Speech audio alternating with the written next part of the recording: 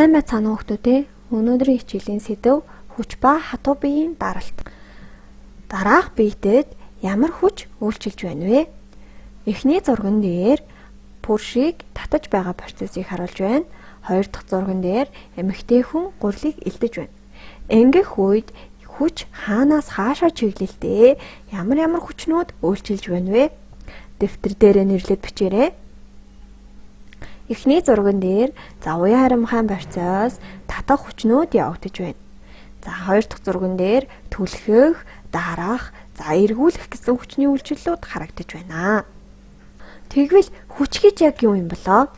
Биесийн харилцан үйлчлэлийн их багын хэмжээг бид хүч гэж нэрлэдэг. Физикийн шинжлэх ухаанд харилцан үйлчлэлийг сумтай эрчмээр дүрсэлдэг. Өөрөөр хэлбэл бид хүчийг сумтай эрчмээр дүрсэлж зурган дээр тэмдэглэдэг. Хоёр болон түүнээс дээш биетүүд хоорондоо харилцан үйлчлэлд ордог. Үүнийг бид хүч үйлчлэлээ гэж ярьдаг. Тэгвэл дэлхийн өөр дээрээ байгаа болон ойролцоо байгаа бусад биесийг өөр лүгээ татаж байдаг. Энэ хүчийг дэлхийн татах хүч буюу хүндийн хүч гэж нэрлэдэг. Хүндийн хүчийг бид тооцоолж болохдоо F тэнцүү mg гэж олдог. Биеийн төвөөс дэлхийн төв рүүгээ чиглэж байгаа хүч буюу хүндийн хүчний хурдтгалыг нь бид нар G гэж тэмдэглээд 981 ньютоны квант килограмм гэсэн тоогоор илэрхийлдэг. Үүнийг бид ойролцоогоор 10 гэж авч тооцоолж боддог. Хүмүүс өөрсдийн биеийн массыг биеийн жин гэж эндүрэх тохиолдол байдаг. Масс гэдэг нь биеийн хүнд хөнгөнийг тодорхойлж байгаа хэмжигдэхүүн, харин жин гэдэг нь биеэс тулгууртаа дарж байгаа хүчийг хэлдэг. Тэгвэл бид шалан дээр жингээрээ дарж байдаг. Учир нь шал биднийг дээш түлхэж байдаг. Үүнийг хүндийн хүчний эсрэг үйлчлэх хүч буюу тулгуурын хүч гэж нэрлэдэг. Тулгуурын хүч нь үйлчилж буй хүчтэй хэмжээгээр ижилхэн чиглэлээрээ эсрэг байдаг. Дараах зурган дээр хүчнүүдийг тэмдэглэж өгсөн байна. Тавцан дээр ногоон өнгийн хайрцгийг тавиад түүний массыг m үсгээр тэмдэглэж өгчээ.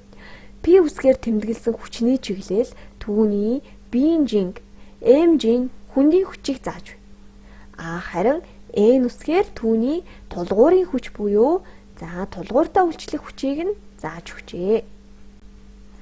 Одоо бүгдээрээ даралтын талаар ярилцъя. Дараах зургийг сайдэр ажиглаарай. Шар яагаад хагарахгүй байна вэ? Дөрвөн ширхэг шарыг эгнүүлэн зэрэгцүүлж тавиад дээр нь картонын цас тавиад суугаад дөрвөн шар огт хагарахгүй байна. Энэ дөрвөн шарны хагарахгүй байгаа шалтгаан нь яг юу юм болоо? Биеийн гадаргын дарах хүчийг харгалзах талбайд нь харьцуулсан харьцаагаар илэрхийлж байгаа хэмжигдэхүүнийг бид даралт гэж нэрлэдэг. Даралт нь тухайн биеэс ямар хүч үйлчилж байгаагаас хамаарат харьцангуй бүгд өөр байдаг. Даралтыг учруулах үр дагавартайгаас холбож хүчнээс бид ялхан таних боломжтой байдаг.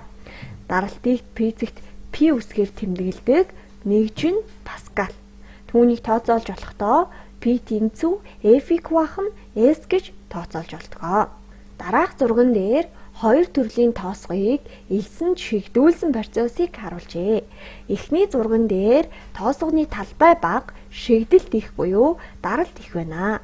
Харин хоёр дахь зурган дээр тоосгоны талбай них, шигдэлт нь бага байна.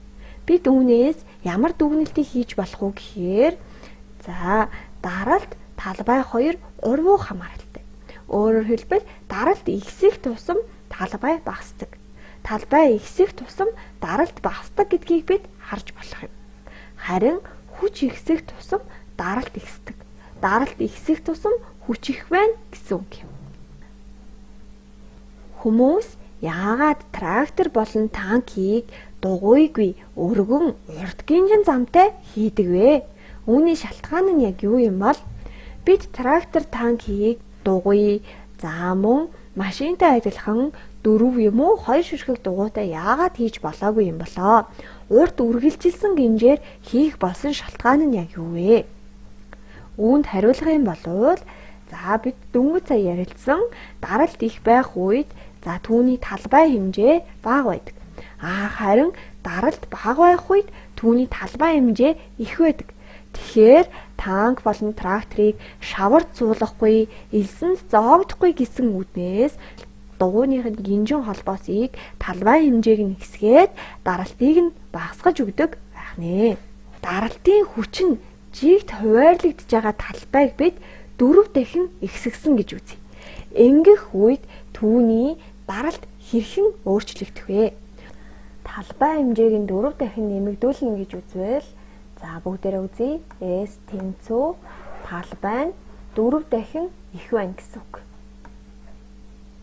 За тэгэхээр түүний даралт нь хэрхэн өөрчлөгдөх вэ?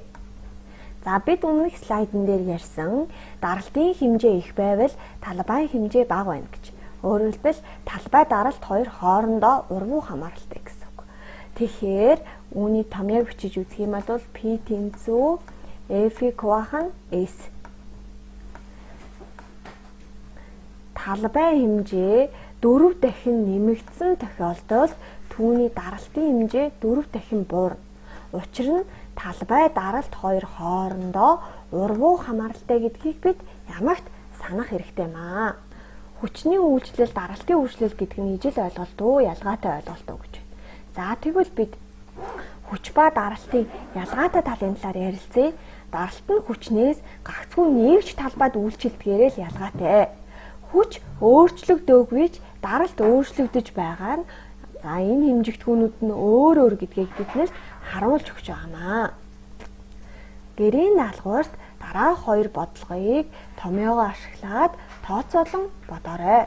Хичээлдээ идэвхтэй оролцсон сурагчдаа баярлалаа.